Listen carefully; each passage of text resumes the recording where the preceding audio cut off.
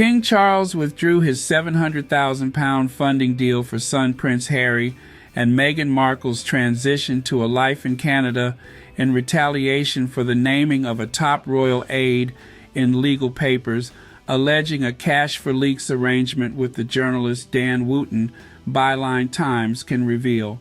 The financial sanction came after the Duke of Sussex defied the demands of the then Prince of Wales and palace staff by declining to remove the name of former Kensington Palace Press Secretary Christian Jones from a letter before action to Wootton's former employer, The Sun, in May 2020. Jones denies any suggestion of wrongdoing or leaking confidential information about the royal household. The matters alleged in the letter before action about him appear to have been dropped, but the sudden defunding of the Sussexes in late June 2020 led to the collapse of the Sandringham Agreement governing a 12-month trial period as the couple sought to split their time between the UK and Canada and remove themselves from the Royal Road of the Press pool, given exclusive inside access to cover the royals. It came just 3 months into the trial period and led directly to the Duke and Duchess of Sussex having to enter into private commercial arrangements in the U.S. to pay the estimated £3 million a year cost of 24-hour security for their family. One well-placed source with knowledge of the matter told Byline Times, "They threatened the removal of the funding to try and protect the royal household from a potential courtroom scandal with Jones and Wootton very publicly at the center. The actual removal of the funding weeks later was about control and designed to force Harry and Meghan to come back to the senior royal family in the UK, where their security would be assured." The source added, "The greater truth is that Harry and Meghan make better headlines than the King and Camilla or William and Kate. The idea of them still being in public service but abroad and out of the control of the institution and dominating the media narrative just couldn't happen. Senior members of the family wanted them back after the transition period and were ready to continue playing dirty to make this happen. They never thought the trial period would work and tried everything to make it fail, starting with the removal of security and then signing off on a 12-month assault by the UK press on Harry and Meghan and everyone in their orbit. As far as the institution of the monarchy went, the Sussexes had either to be safely in the tent in Britain or cast away and castigated as comprehensively as possible in order to reduce the threat of them eclipsing the rest of the family. It's no surprise they have endured such a degrading time from such a willing British media when the same just isn't true elsewhere in the world. The telling detail. As part of a 3-year special investigation into the professional and personal conduct of Dan Wootton, Byline Times has spoken to several sources with connections to the royal households about how the partner of Christian Jones, a publicist, came to be paid £4,000 by Rupert Murdoch's The Sun in August 2019, allegedly for articles relating to the Sussexes. It is understood that the professional publicist admits to receiving the payments, but has claimed they were for other stories about a reality television star with a similar name to the Duchess of Sussex. Jones has always denied being the source of any unauthorized information about the Sussexes getting into the press, including details of a written summary that Prince Harry had given Prince Charles in December 2019 of plans to move his family to North America, which Wootton reported initially on the front page of The Sun on the 7th of January 2020, before running day after day of negative coverage. In his best-selling book Spare, the Duke of Sussex said Wootton's information included a telling detail about an offer to relinquish their titles. There was only one document on earth in which that detail was mentioned, "My private and confidential letter to my father," he writes, to which a shockingly, damningly small number of people had access. We hadn't mentioned it to even our closest friends. Byline Times can reveal how the story so-called Megxit was published on the same day the Sussexes were planning their own announcement. It prompted a constitutional crisis and wrongly claimed that Prince Harry had blindsided his then 93-year-old grandmother, provoking a widespread public backlash when, in fact, according to Spare, the Queen had been aware of it since the 3rd of January. In the book, in which Wooten is referred to as a sad little man, Prince Harry revealed how a further meeting set up with the Queen was blocked by palace staff and how she had already signed off on a previous plan for her grandson and Meghan to move in part to South Africa. Two well-placed sources have confirmed to this newspaper that Prince Charles' private secretary, Sir Clive Alderton, and the then Lord Chamberlain, Lord Peel, a close friend of Prince Charles, strongly urged Prince Harry to have Joan's name stripped from the record.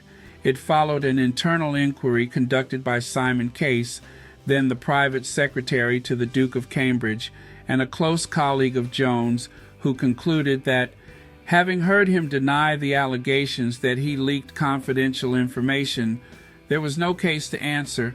However, Byline Times has learned that Jones and his partner had already been named specifically in anonymous but highly detailed whistleblower testimony, which included an internal news UKZC contributor accounting code, purportedly from an administrator within the Sun, which was deemed credible enough to warrant referral to the Metropolitan Police and which was integral to the legal letter.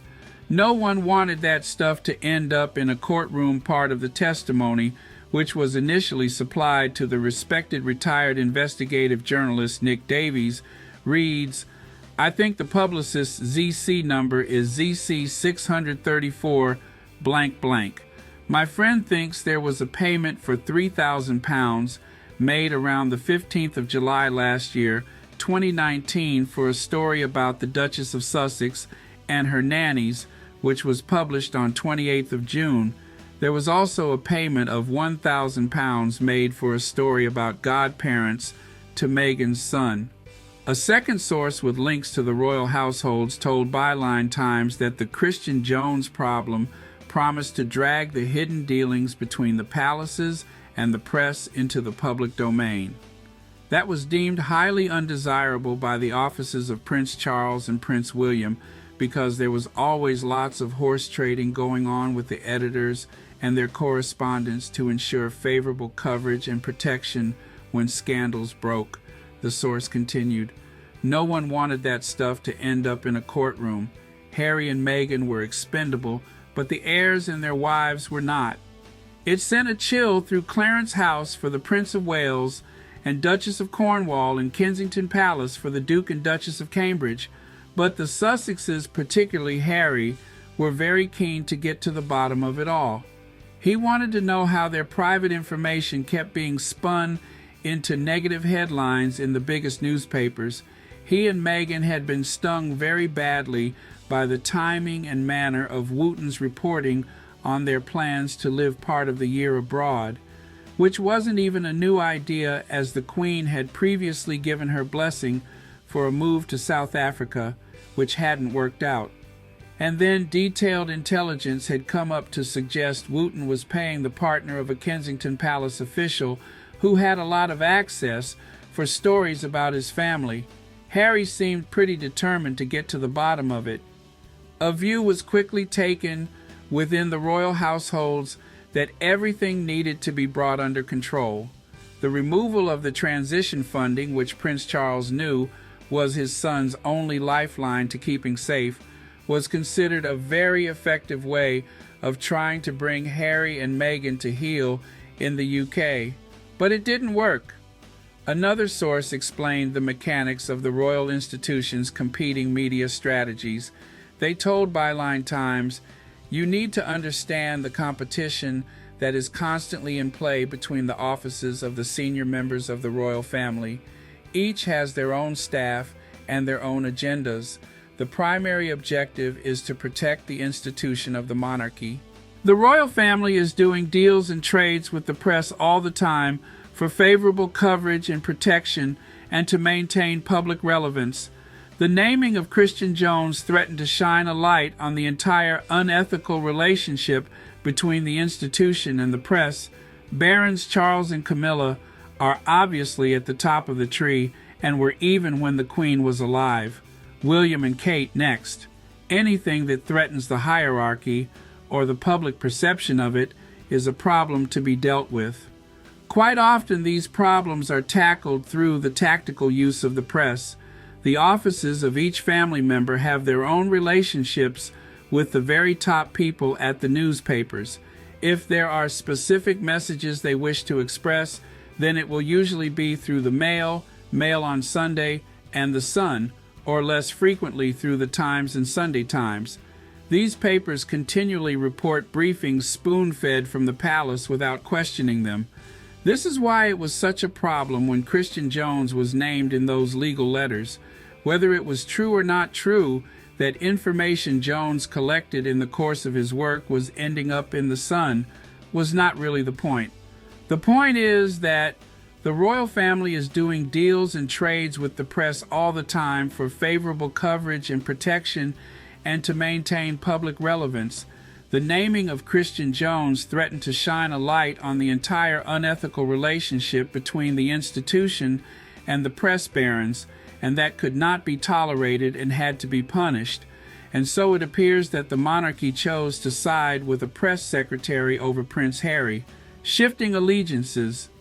Despite not holding a formal remit from the Sun to cover royal matters, Wooten, who was the newspaper's executive editor for show business and television coverage until he departed in 2021 to become the star presenter for GB News, started taking an increasing interest in royal stories in 2018.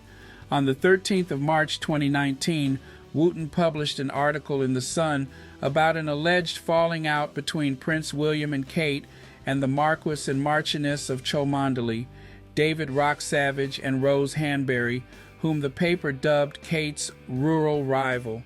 For reasons that are not clear, the article was subsequently removed from The Sun's website, but remained widely reported elsewhere. A former friend of Wooten's told Byline Times that the journalist's allegiance appeared to quickly shift from one prince to another. Dan hated Prince William until around May 2019, they said. Behind closed doors, he didn't have a good word for him. He was always talking about his attitude, but Dan never criticized Harry, really. He never seemed to have much interest at all. Then, suddenly in the summer of 2019, he switched. Basically, he was hating on Harry and Meghan.